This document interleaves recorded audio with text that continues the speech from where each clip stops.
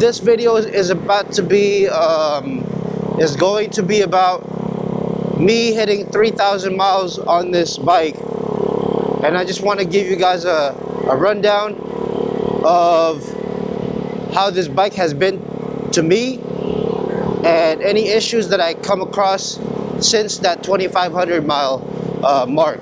So far, since that 2,500, I haven't done anything, any upgrades or mods on this bike. The only thing that I've done was, actually I didn't do anything on this bike since the 2,500. But I can talk to you about the issues that I had like early while having this this bike. The major issues I got was the engine mount bolts that broke off at around less than 1,000 miles. So what I did was I upgraded it to a stronger bolt, same thickness, same diameter. I didn't do the whole drilling out to make a bigger hole, put a bigger bolt in there. I didn't do that. All I did was bought the same size bolt, same size thread, and but stronger metal, so the bolt is stronger. And since then, it never broke off. I put an exhaust. I'll talk about it more when I come to a complete stop, or when I come to a parking stop, or near the end of the video. But so far, this bike has been pretty good to me. No issues other than the one that I just mentioned. And then I'll just talk about the mods later. And one thing that I actually changed at around 2,000 miles was I changed out the carburetor. So I changed out the stock carburetor to a VM 26 millimeter, like Mikuni knockoff. That was good, but then I installed a Nibby carburetor on one of my friend's bike, same bike, and I noticed that the Nibby carburetor, even though it was a smaller carburetor, it was more responsive, and it was a lot more torquey, like it had more power on the go. So I switched it out to a Nibby carburetor. I think it's a 22 millimeter. But yeah, that's pretty much the major upgrade since then. I just switched it out, and now and tuning the carburetor was a lot easier, because it's just a lot easier to tune. With the Mikuni knockoff, it was harder to tune, but with the Nibby, it's more straightforward. You could tune it pretty easy.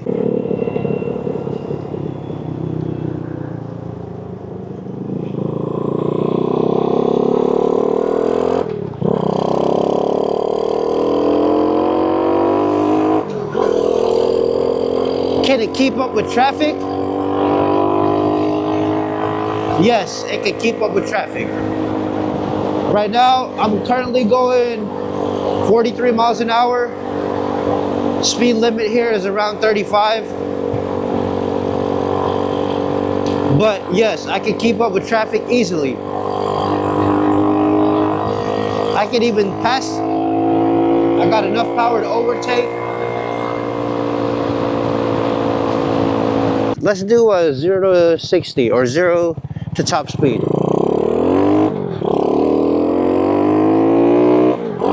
30, 40, 45 until I got to the red light. Let's go. 30, 40,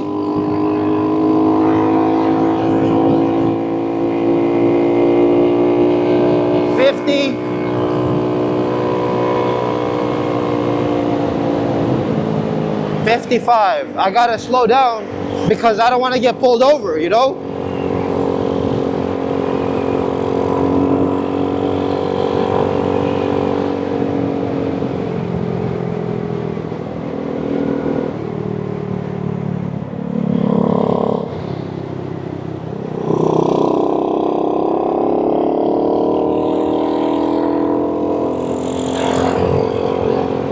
I love this bike.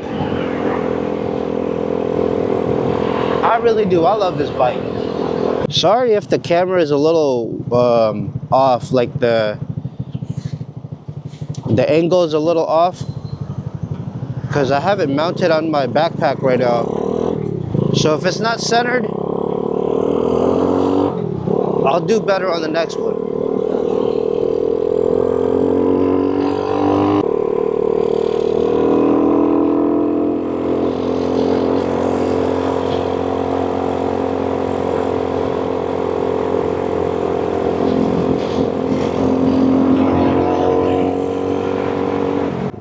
Very beautiful over here.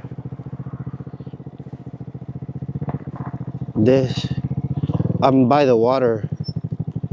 So this is my bike.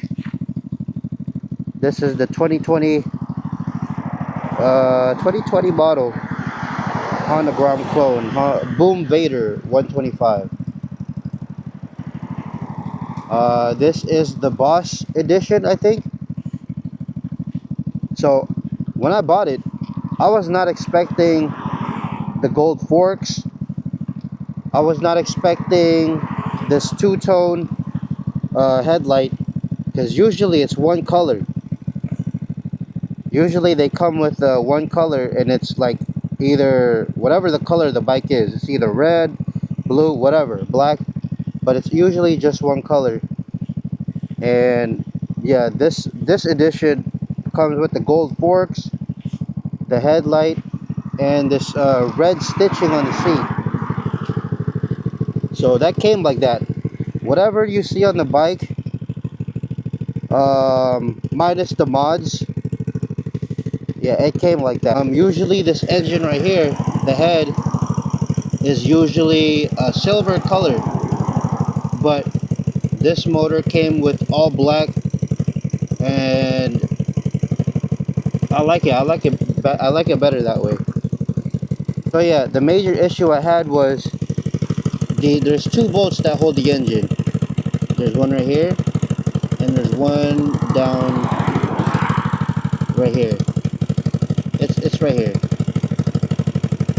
But at around right before, I think it was before 1,000 miles, it broke off, and I was wondering, like, why, you know, like the bike was like vibrating so much.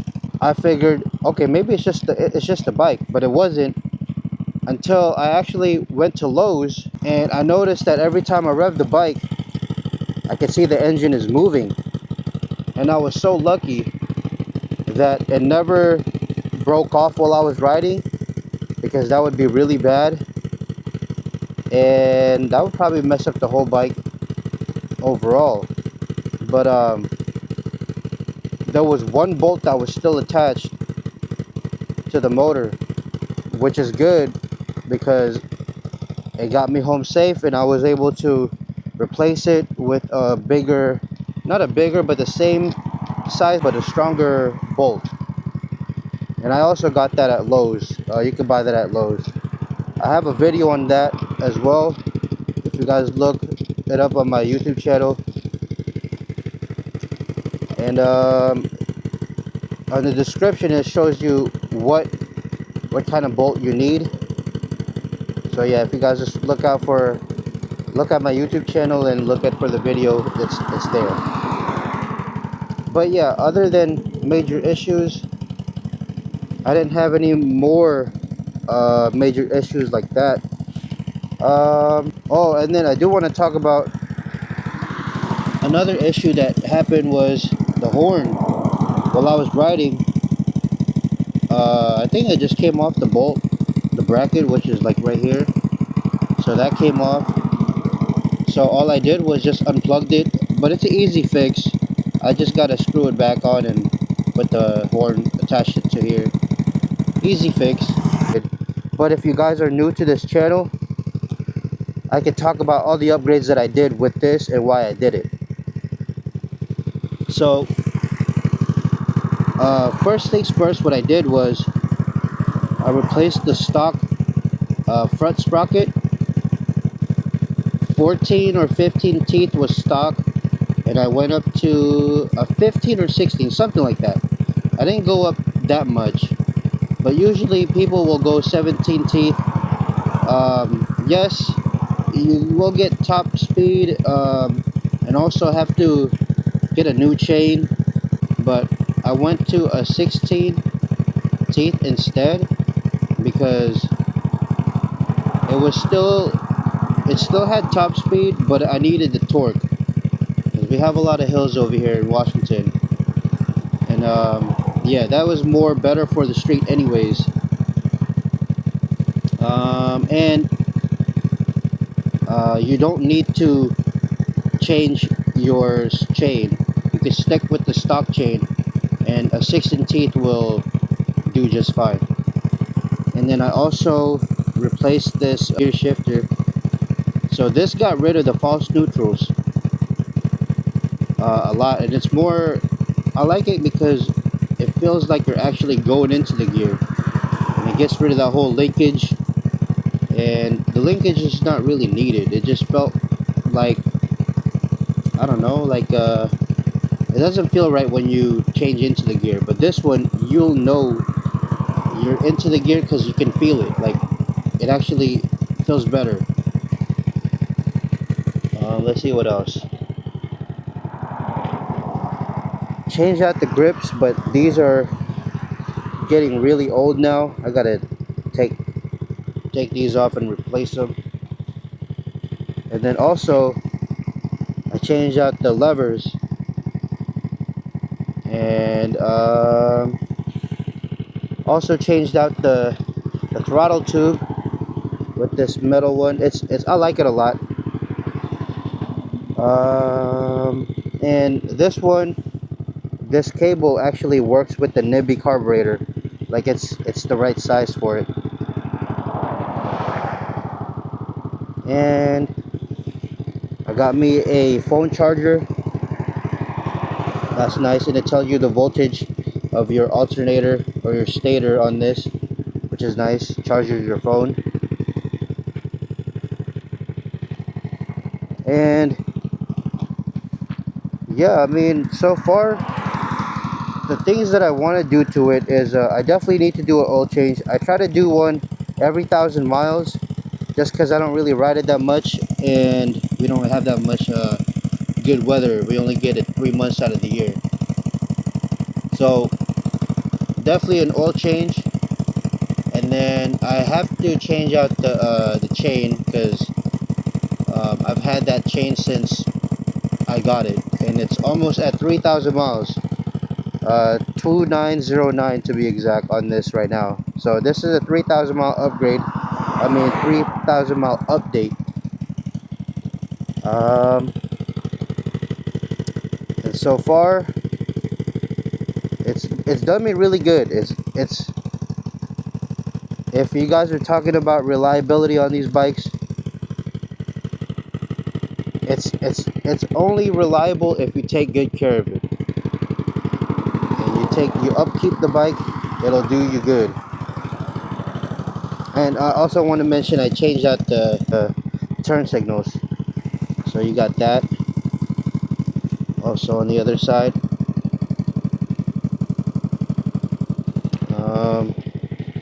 And I also changed out the tail light.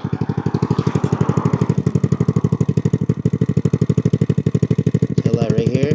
And I'll show you what it looks like. Left. And then right.